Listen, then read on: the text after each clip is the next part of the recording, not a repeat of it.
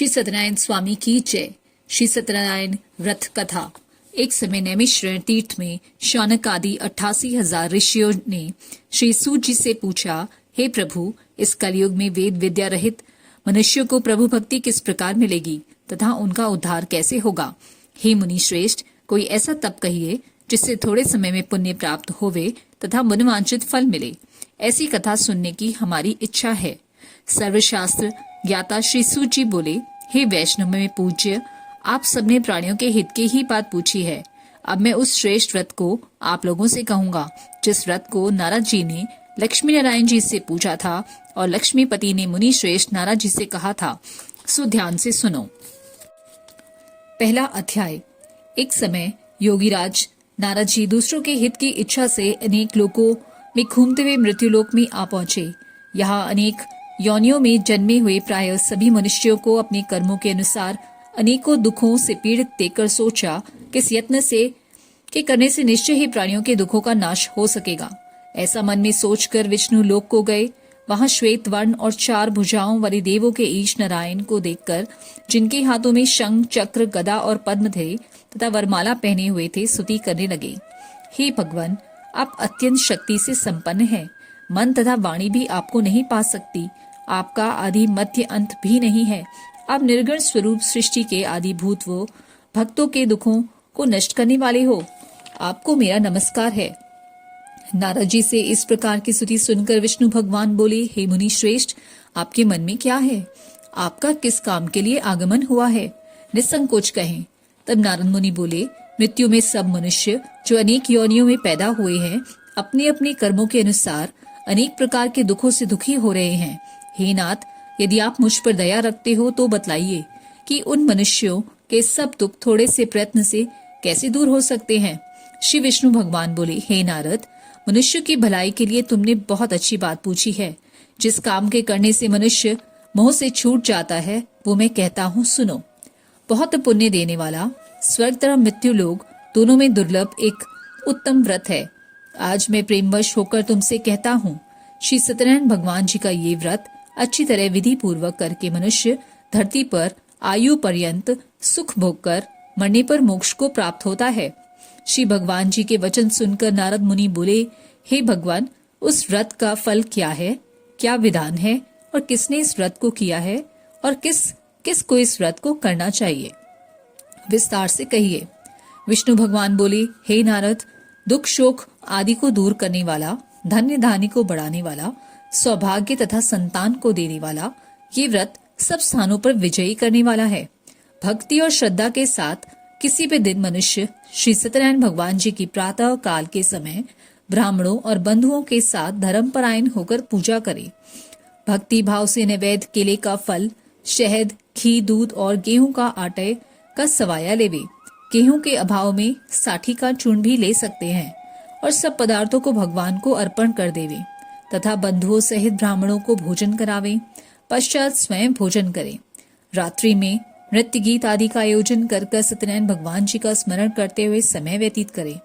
इस तरह से व्रत करने पर मनुष्यों की इच्छा निश्चय ही पूरी होती है।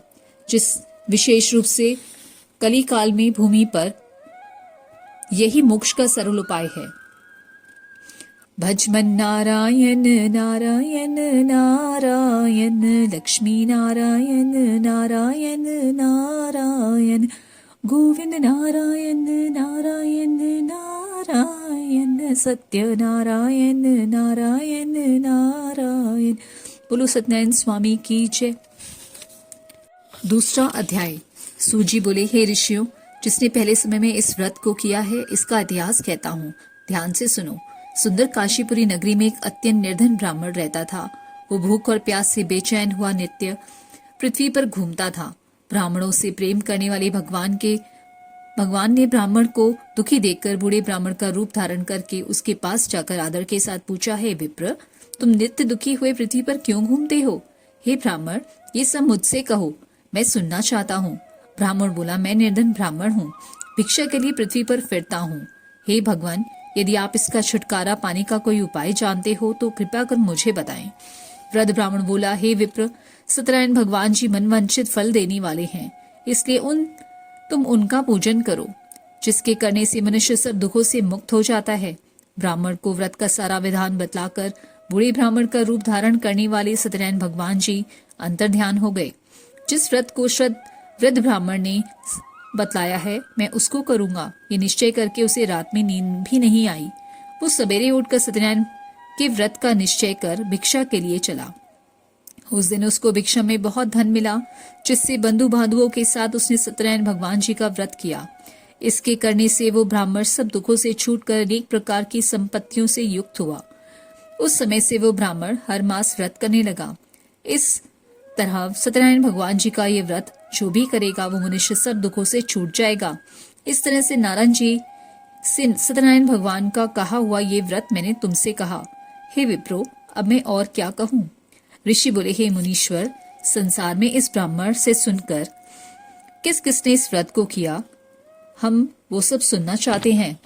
इसके लिए हमारे मन में जिज्ञासा है। सूत जी बोले, हे मुनियों, जिसने इस व्रत को किया है वो सब सुनो। एक समय वो ब्राह्मण धन और ऐश्वर्य के अनुसार बंधु बांधवों के साथ व्रत करने को तैयार हुआ। उसी समय एक लकड़ी बेचने वाला बूढ़ा आदमी आया और बाहर लकड़ियों को रखकर ब्राह्मण के मकान में गया।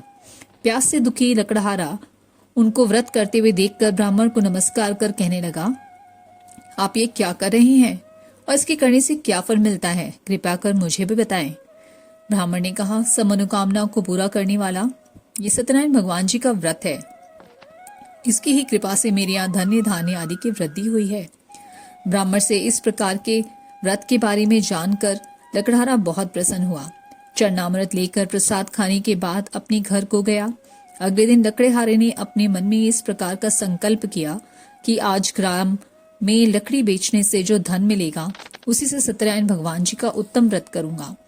ये मन में विचार कर बूढ़ा आदमी लकड़ी अपने सर पर रखकर जिस नगर में धनवान लोग रहते थे ऐसे सुंदर नगर में गया। उस दिन वहां पर उसे लकड़ियों का दाम पहले दिनों से चौगुना मिला। तब वो बूढ़ा लकड़हारा दाम ले और अति प्रसन्न होकर पके केले, शक्कर, घी, दूध, दही और गेहूं का चूर्ण इत्यादि सत्यनारायण भगवान जी का व्रत की कुल सामग्रियों को लेकर अपने घर गया। फिर उसने अपने भाइयों को बुलाकर विधि के साथ भगवान जी का पूजन और व्रत किया। उस व्रत के प्रभाव से वह बूढ़ा लकड़हारा धन्य पुत्र आदि से युक्त हुआ और संसार में समस्त सुख भोगकर वैकुंठ को चला गया। भजमन नारायण नारायण नारायण, लक्ष्मी नारायण नारायण नारायण, गोविंद नारायण नारायण नारायण, सत्य नारायण नारायण नारायण। तीसरा अध्याय। सूजी बोले, हे श्रेष्ठ मुनियों, अब आगे की कथा कहता हूँ, सुनो। पहले समय में उल्कामुख नाम का एक बुद्धिमान राजा रहता था। वो सत्यवक्ता और जितेंद्रिय था। प्रतिदिन देव स्थानों पर जाता और गरीबों को धन देकर उनका कष्ट दूर करता था। उसकी पत्नी कमल के समान मुख वाली थी और सती साध्वी थी। पुत्र प्राप्ति के लिए भद्रशिरा नदी के तट पर उन दोनों ने सत्यनारायण भगवान जी का व्रत किया। उस समय वहां एक साधु नामक वैश्य आया। उसके पास व्यापार के लिए बहुत सा धन था। वो नाव को किनारे पे ठहराकर राजा के पास गया और राजा को व्रत करते हुए देखकर विनय के साथ पूछने लगा, हे राजन, भक्तियुक्त चित्त से आप ये क्या कर रहे हैं? मेरी सुनने की इच्छा है, सो आप मुझे बताइए। राजा बोला, हे वैश्य, अपने बांधवों के साथ पुत्र आदि की प्राप्ति के लिए महाशक्तिमान सत्यनारायण भगवान जी का व्रत वो पूजन कर रहा हूँ। राजा के वचन सुनकर साधु आदर से बोला, हे राजन, मुझसे भी इसका संविधान कहो, मैं भी इसके कथानुसार इस व्रत को करूंगा। मेरे भी कोई संतान नहीं है, मुझे विश्वास है कि इस व्रत को करने से निश्चय ही होगी। राजा से संविधान सुनकर व्यापार से निवृत्त होकर वो आनंद के साथ अपने घर को गया। साधु ने अपनी स्त्री को संतान देने वाले इस व्रत को सुनाया और प्रण किया कि जब मेरे संतान होगी तब मैं इस व्रत को करूंगा।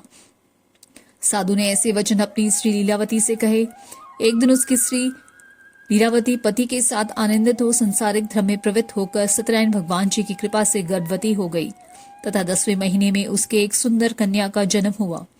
दिनों दिन वो इस तरह से बढ़ने लगी जैसे शुक्ल पक्ष का चंद्रमा बढ़ता है। कन्या का नाम कलावती रखा गया।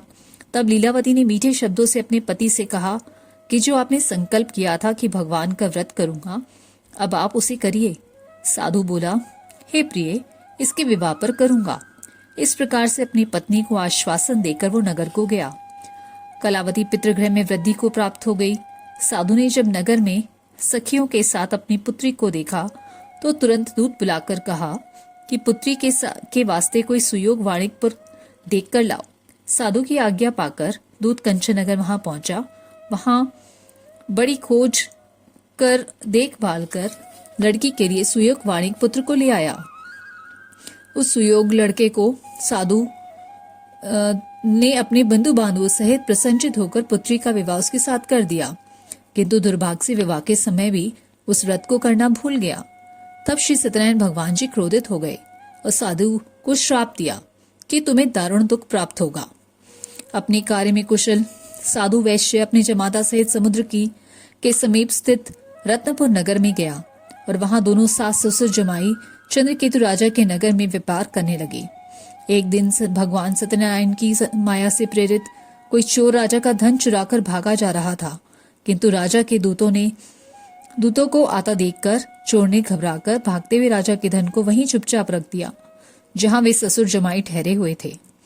जब दूतों ने उस साधु वैश्य के पास राजा के धन को रखा देखा तो दोनों को बांध कर ले गए और राजा के समीप जाकर बोली, हे राजन, ये दो चोर हम पकड़ कर लाए हैं, देखकर आज्ञा दीजिए।